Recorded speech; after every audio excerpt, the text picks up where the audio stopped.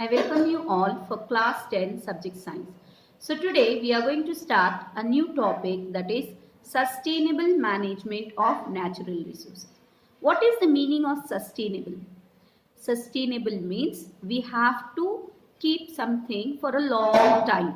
Okay. Storing some things for a long time is known as sustainable management. What are we managing?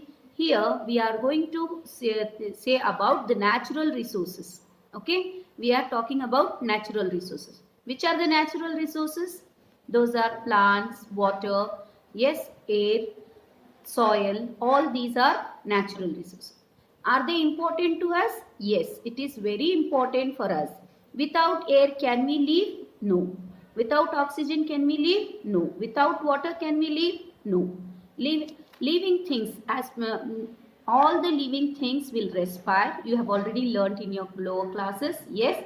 So, atmosphere is very important. Then comes to the water. Without water, we cannot stay alive. Therefore, water is important not only for us, even for the animals and the plants. Now, how to maintain this and all? Okay, that is the lesson here which it contains. Okay, for that, in Sanskrit, there is a phrase known as Vasudhaiva Kutumbakam. The meaning of this means the entire earth is one family. What is it? The entire earth is one family. What is the meaning of one family? All the persons are important in your family? Yes or no? Mother has her work, father has his own work, brother, sister, all are important.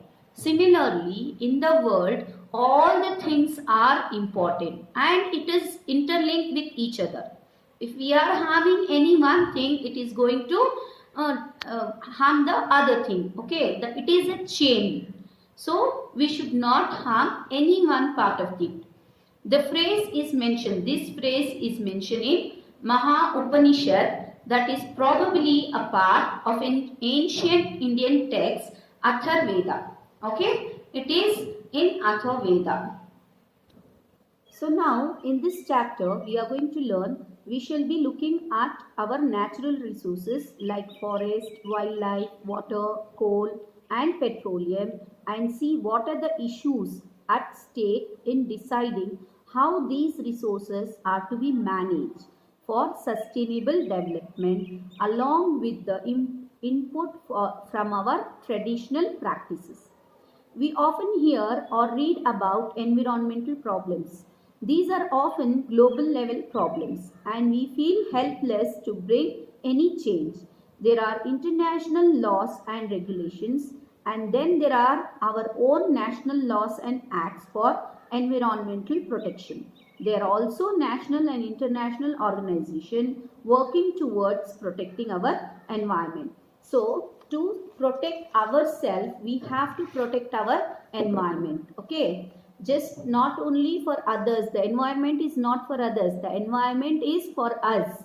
Okay, if we have to stay healthy, if we have to be strong, then we have to keep our environment healthy. Now, what are the issues now? So, we are familiar with the Ganga river. You can see here the Ganga river. The Ganga runs its course of over 2500 kilometers. How many long it is? 2500 kilometers. It starts from Gangotri in the Himalayas. From where it's starting? From Gangotri in the Himalayas. Here it starts, and it starts and it goes till the Bay of Bengal. So from where to where it is how many kilometers? It is 2500 kilometers. It is being turned into drain by more than 100 towns and cities in Uttar Pradesh, Bihar and West Bengal. This is Uttar Pradesh, Bihar and West Bengal, that pour their garbage and excreta into it. Largely untreated sewage is dumped into the Ganges every day. In addition, think of the pollution caused by other human activities like bathing, washing of clothes and immersion of ashes or unburned corpses. And then industries contribute chemical effluents. Industries contributes chemical effluents to the Ganga's pollution load, and the toxicity kills fish in large section of the river. Not only it is harming the water, even it is harming the fauna which is present in the water. It kills the fishes which is present in that. Okay. Ganga, that is Ganga river is being polluted with the industries and with the human beings, whatever we are dealing with. Day to day life, we are harming it. So it has been turned into what? It has been turned into drain, which is an important river which runs from Ganges till the Bay of Bengal. Around so many cities are getting water from that. Nowadays it has become changed into a drain. Why? Because of the human activities. Awareness about the problems caused by unthinkingly exploiting our resources has been a fairly recent phenomena in our society. And once this awareness rises, some action is usually taken. You must have heard about the Ganga Action Plan. That is, the multi-crore project came about in 1985 because the quality of water in the Ganga was very poor. Once it was changed into drain, it has been, the government has taken the project to cover. Now, you know, the coliform is a group of bacteria. You can see in the picture, this is a bacteria which is present in the human intestine, which was found in human intestine, whose presence in water indicates contamination by disease causing microorganism.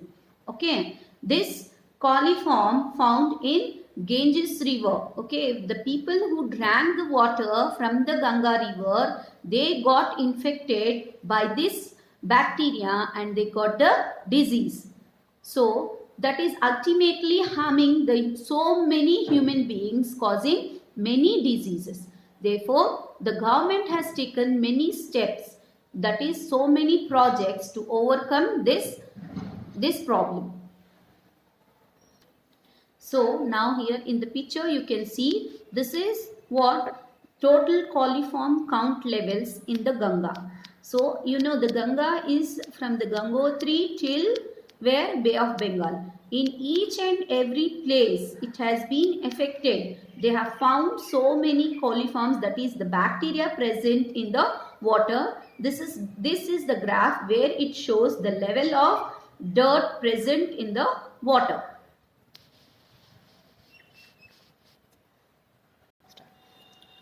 So for this reason they have taken many projects. Now government have started Namami Gange program, is an integrated conservation mission approved as a flagship program by the Union government in June 2014. It was launched to accomplish the twin objectives of effective abatement of pollution conservation and regeneration of river Ganga. The National Mission of Clean Ganga is the implementation wing set up in October 2016. So government has taken so many projects to clean up the river Ganga. As you can see, there are some measurable factors which are used to qualify pollution or the quality of water that we use for various activities. Some of the pollutants are harmful even when present in very small quantities, and we require sophisticated equipments to measure them. So what we have learned, how do we know the water is clean or no? Whether it is it is fit for drinking or no. That you had learned in the last class, acid and bases, where we learned how to check the water is fit for drinking. That is through the pH scale. If the pH scale is around 6 to 7, that is in neutral form, then only the water is fit to drink. If it is acidic, then it is dangerous for our health to drink. So the pH of water is something that can easily be checked using universal indicator.